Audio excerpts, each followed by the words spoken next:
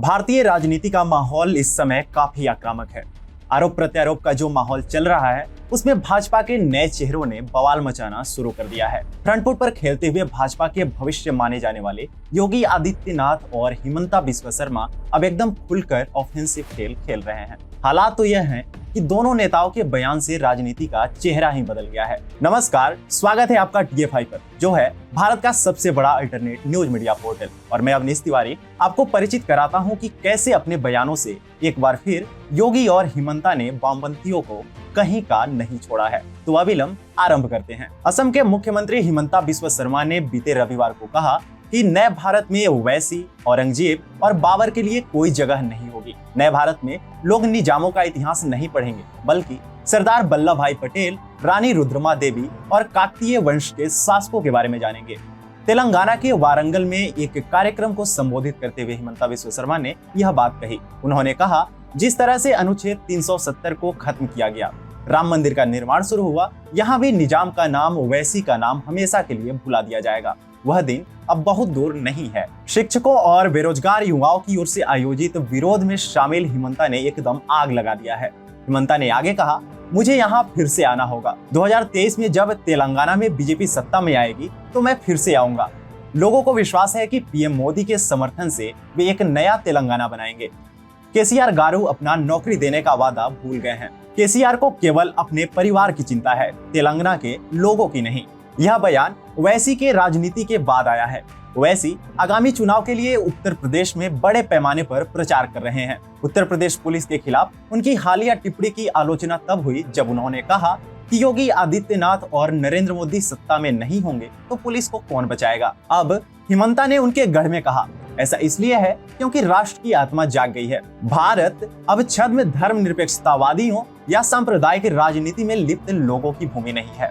लोग अब उन्हें बर्दाश्त नहीं करेंगे। शर्मा ने आगे कहा, भारत का इतिहास कहता है कि बाबर, औरंगजेब और निजाम ज्यादा दिन नहीं जी सकते।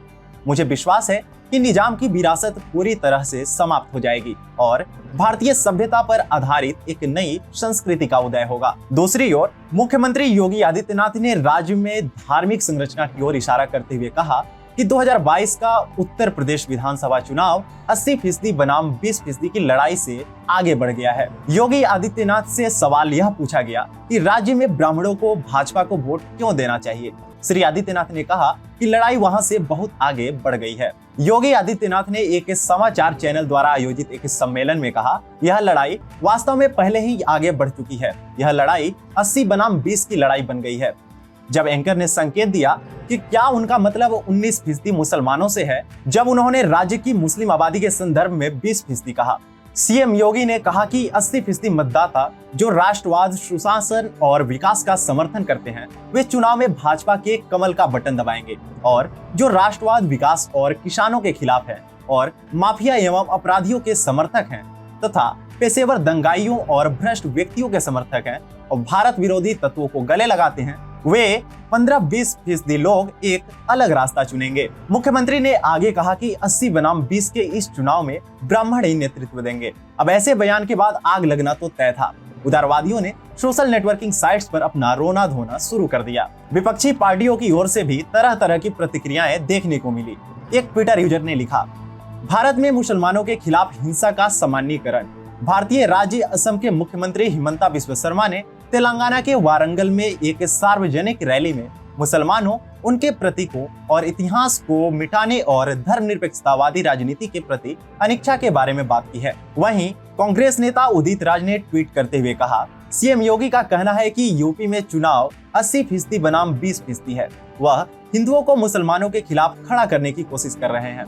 चुनाव आयोग क्या कर रहा है। वहीं एक न्यूज समूह ने कांग्रेस नेता दिग्विजय सिंह के हवाले से ट्वीट किया और कहा, योगी की 80 बनाम 20% टिप्पणी एमसीसी का उल्लंघन है। इस मामले में मोड़ तब आया जब टीआरएस की नेता ने हिमंता बिस्वा शर्मा पर हमला किया और उन्हें वैसा ही जवाब मिला। टीआरएस नेता कविता राव ने ट्वीट किया, हिमंता बिस्वा शर्मा जी, आपकी आज की टिप्पणी ने एक बार फिर तेलंगाना के गौरवशाली इतिहास को मिटाने की भाजपा की मंशा को फिर से दोहरा दिया। मुझे आश्चर्य है आप और आपकी पार्टी को एकता के विचार से इतना खतरा क्यों है। क्या आप 2018 के तेलंगाना के फैसले को भूल गए, जहां बीजेपी ने 107 सीटों पर अपनी जमानत खो दी थी। उस पर जवाब देते हुए हिमंता विश्व शर्मा ने कहा, कविता गारू, आपको मेरे भाषण का लिंक भेज रहा हूँ। मैंने आधुनिक तेलंगाना को एकीकृत करने और इसे भारतवर्ष की महिमा से जोड़ने की बात कही है। साथ ही आपको याद दिला दूं कि कभी बीजेपी ने सिर्फ 2 लोकसभा सीटें जीती थी, लेकिन अब उदाहरण आपके सामने है। सच कहें तो हिमंता विश्व शर्मा और योगी आदित्यनाथ ने अपने बयानों से स्पष्ट किया है कि संस्कृति के साथ कोई समझौता स्वीकार्य नहीं होगा।